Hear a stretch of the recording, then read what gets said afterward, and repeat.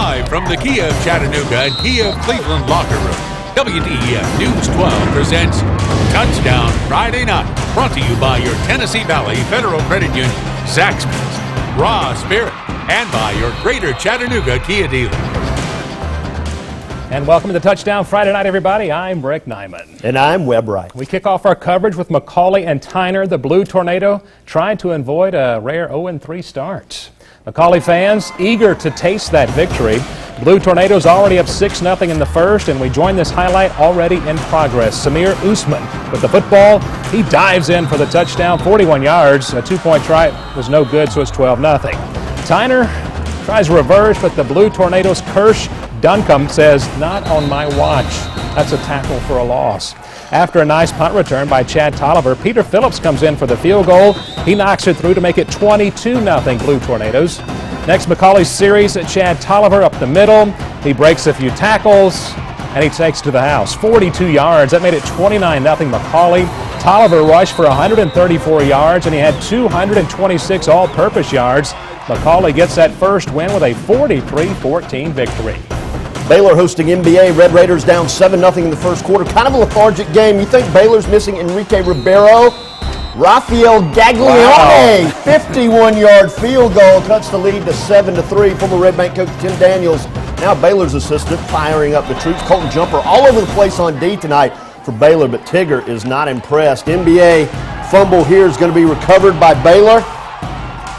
And Tigger, well, maybe that'll get some life into Tigger after they get the fumble finally. Yeah, hey, all right, that's great. It's hot.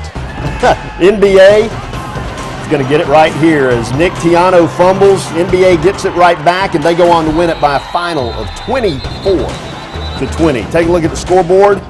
It is Boyd Buchanan over Howard, 28-16. Jim Cardwell, 203 rushing yards for the Bucks. It was Calhoun in a wild one over Dalton, 56-41.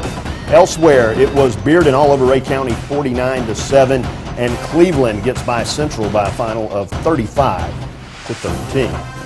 Walker Valley got their first home game of the year tonight against Red Bank. The Mustangs were hoping to celebrate their first ever 3-0 start, as well as their first ever win over the Lions. Mustang fans feeling groovy to be undefeated. First quarter, Red Bank's Darius Akridge busts through the line. He's going to take it 27 yards to the pay window and cashes in for 6. That was just to the 30. Oh, that's just to the 30. Okay, I was getting ahead of myself. He's going to score eventually. How about here? He's got the ball this time. He's to the 10. Another first down. We're going to get in the end zone eventually, I promise. But it's not Akridge. Akridge does all the work, but it's Demetrius Williams getting the glory there. He's going to punch it in. Now it's 7-0.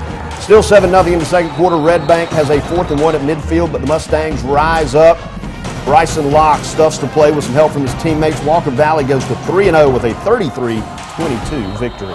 Bradley Central at home tonight against East Hamilton. Third quarter, Bears trail 20-7. They try to find some success through the air. A little razzle-dazzle, and it doesn't work. Trey Herndon with the pick for East Hamilton.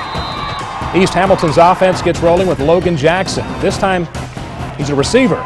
He hauls in this pass and picks up a lot of yards. Jackson also rushed for 116 yards on the night.